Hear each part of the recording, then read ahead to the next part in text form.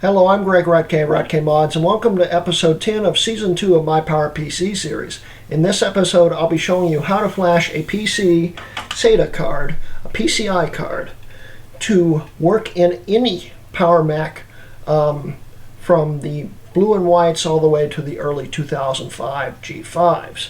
Any PCI Power Mac this should work in. It may also work in some of the old world ROM Macs, but let's just pretend that this only works with the New World ROM Macs. But it's so cheap that if you want to try it with an old world ROM Mac, it's not going to really hurt your wallet. And I'd like to especially thank Jay Vry of Facebook. He's a good friend of mine. We're now running the PowerPC Gaming Lounge, and he's also a very active member on Low-End Mac and all that stuff, and good friend, great guy to talk to. Gives me a lot of ideas that I really shouldn't be getting. I'd like to thank him for having this idea. He wanted to see how it was done. I had mentioned it to him, and we already know that I had flashed my MDD's SATA card to do this. So he wanted to see it, and I thought, well, it's a great time to make a tutorial for it. This will save you a lot of money. If you buy a Mac flashed card that was made by a manufacturer, for instance, by like, who made some? I think Newer Tech made some, and oh, I can't remember any. Sonnet made cards like those. Those go for over $100 on eBay usually, and they're just SATA 1 cards. But with a PC card, a specific PC card, I'll show you in a second, this thing cost me $19 in total, and the one in the MDD cost me $13 in total. It's a big difference in savings there. And the only thing you need is a silicon image chip right here, the SIL3112, okay? It has to be the 3112. It cannot be the 3114 or the 3135. It has to be the 3112. These are the only ones flashable. Keep that in mind. Now, you just need this chipset on these cards, and about 99% of all cards will flash as long as it has this chipset. There's a few outliers out there that may not, but if it's got this chipset, it's basically guaranteed it will work. So as long as you have this chipset, you can flash it. And the only thing else you need is a old PC with PCI in it. Any old PC with PCI should work. And you'll also need either a floppy drive and floppy disks, which is the way we're going to show you, or a USB flash drive if your PC is bootable, aka also known as a thumb drive. Get it? Thumb drive. Anyway, yeah, that's all you need. Everything will be flashable, everything will work, at least it should. And basically I'll be showing you what it's like before it's flashed, how to flash it, where to get the files, and what it's like after it's flashed. So anyway, let's get going.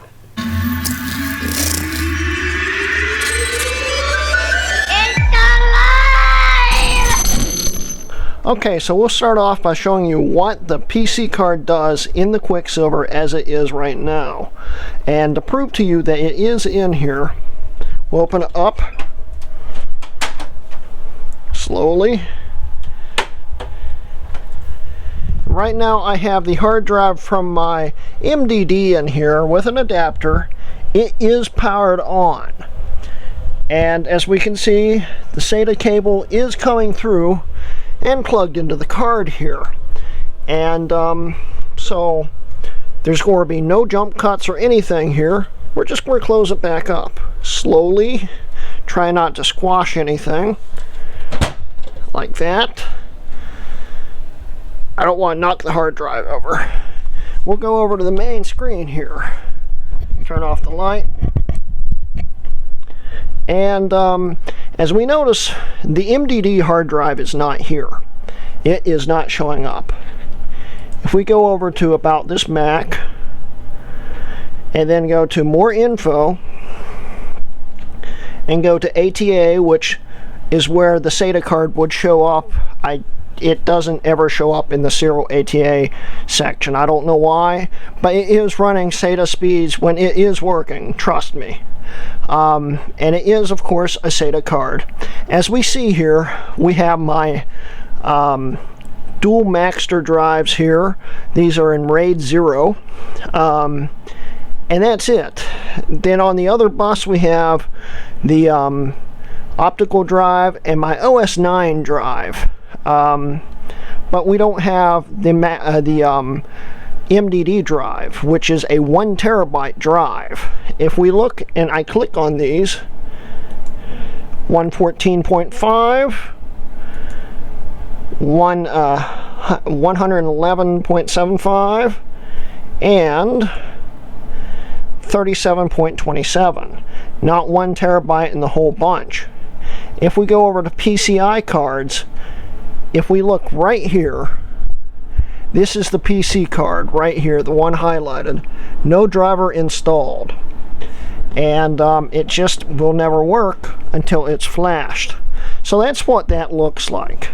So let's continue on, and I'll show you where to get the files, and we'll hop over to the PC to flash everything, and then we'll hop back over to this and show you that it worked. So let's go. Okay, to get the information to do this, you'll want to go to this website right here, this thread on Mac Rumors. I'll leave a link in the description for that.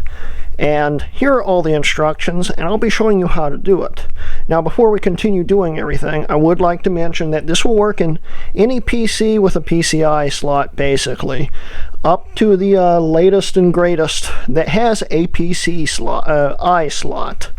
And you don't have to do it with floppies, although I will be doing it with floppies. The way that he describes it here is the way I'm doing it and the way I'm showing you. But you can also boot off a USB with FreeDOS if your PC supports it.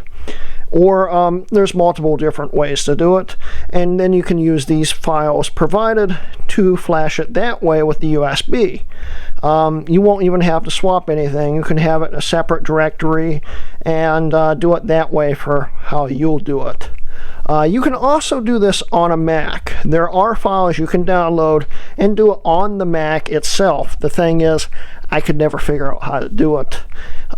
It's very complicated, and really this is the easiest way to do it. So this is the way I'd recommend to do it. It's quick, it's easy, once you know what you're doing, and I'll be showing you what to do so you'll know what you're doing. So anyway, let's continue on. We'll need to get a boot disk, Windows 98 boot disk, or the FreeDOS USB boot if you want to do that. And you'll want to download this zip file and put the two files onto a separate disk. So you'll have the 98 boot disk and then these two files on the main directory right here. Okay, and that's it. You'll have two floppy disks, and you'll be able to boot up into it. Now, if you're doing it with a USB and you want a USB boot with FreeDOS, you know, you'll load that up and follow these commands, but instead of switching disks, you'll just change the directory to wherever your files are. If it's in the main directory, it should still work. Don't worry about swapping the disks. And that's it. So anyway, we'll go hook up the old PC, and we'll get to flashing. So let's go. Okay, and here's my ultimate flashing machine. I've had this system since probably 2004 in some way, shape, or form. This was originally a Gateway 510X tower, and I ended up cramming it into a E-Series 2600 case. Same board basically, but this one supports hyper-threading, so it's got hyper-threading Pentium 4 in it. But let's get past all that boring PC talk and get into the flashing. Now, I've already taken my wireless card out of this computer so I can put the card into the slot. So let's do that. Slot it down in there.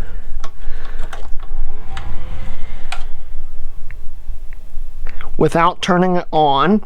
That would be bad. There is a test button I just accidentally hit over here. Yeah, that would be bad. So we slot it into the slot here. Ow. So we try to slot it in the slot here. Alright, it's in there. It is plugged in. That's good. Now, usually I would recommend booting into the operating system if you have one on the system and making sure that the card shows up before you continue on. And, well, I'm not going to do that. But that's what I would recommend doing. That way you'll know that the card worked. But since we saw it in the Mac, even though it didn't have any drivers, I think it will be alright. So I just have a keyboard connected. I don't have any mouse connected. And what we need to do now is to find our Windows 98 boot disk. Of course, if you're using FreeDOS, you can just plug in the USB and not have to worry about this step. So let's set this in first. That's in. Now when we turn this on, we'll want to go into the boot menu and take it from there. So let's turn it on. Let me turn this light off. We'll turn it on, and it might auto boot. If it doesn't, you'll have to go into the boot menu. But I think this might auto boot, I hope. It just saw the card pop up, and it is auto booting, as we can see here.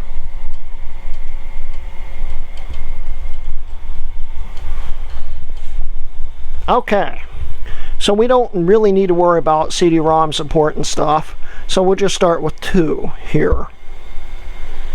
We hit 2 and let it continue booting up.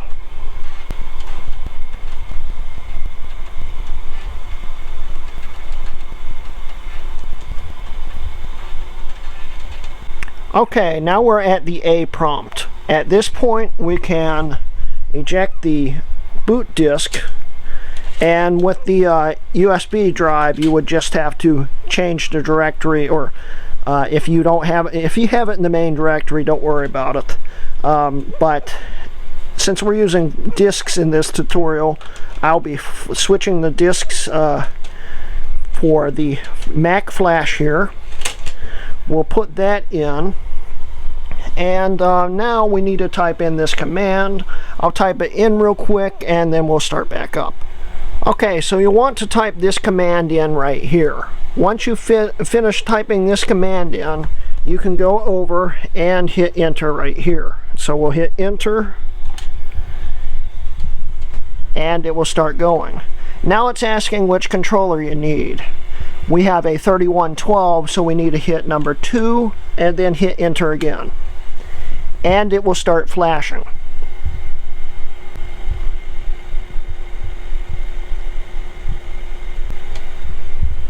And here it goes. It is reading the disk and loading the BIOS. So we'll let it continue on.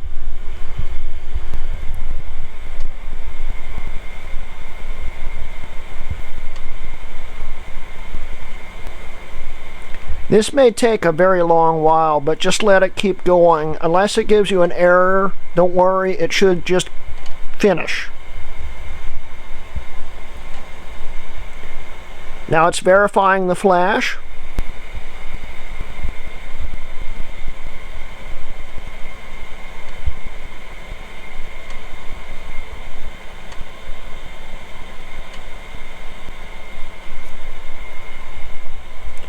And it says the BIOS is loaded. Now the only thing we have to do is eject the disk and turn off the system. And then we can just remove the card. And here we go. We officially have a Mac flashed SATA card for really cheap. So let's plug it back into the Quicksilver and continue on from there. And I'll hook up everything, show you that everything's hooked up. I'll even disconnect all the drives to guarantee it will only see what's connected to this. So let's get to it. Okay, so we have everything hooked up. I have disconnected all the IDE cables connected to the main drives. Here's the optical drive and the OS 9 drive. And here is the RAID 0 drive assembly here for my other OSs. And as we see here, the only thing connected is the SATA drive, and it's plugged straight into there. And this MDD drive is a 1 terabyte drive. It's got Leopard and Tiger on it. So when we go into the boot menu, that should be the only thing we'll see. And if we check in the back, there's nothing else plugged in but the ADC connection and a power cable. And what we'll do is I'll turn the system on and hold down the Option key. I'm using a gaming keyboard right now because I've been gaming on this monitor. So yeah. Anyway, so everything's disconnected here. We'll turn this power button on here and hold in the Option key here.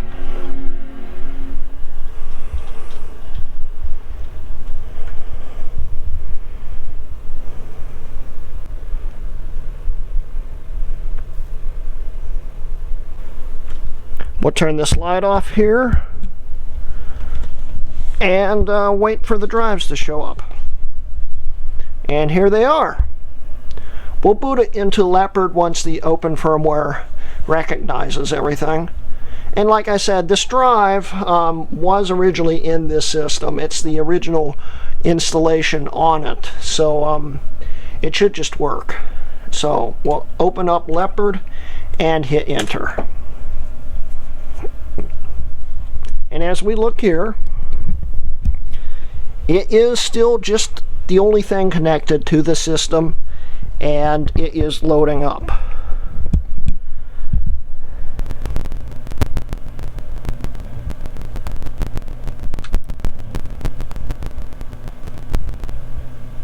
And here we are. We're in my MDD's install, and it's running, of course, off the Quicksilver right now.